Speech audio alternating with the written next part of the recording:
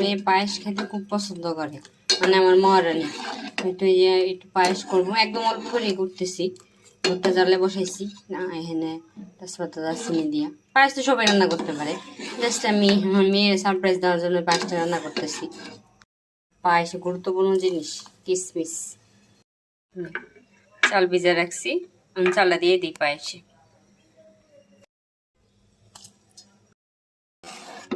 কেমন করতে পারলাম তো জানি না, মেয়ে খায়া পরে বললে পরে বুঝতে পারবো কেমন হয়েছে।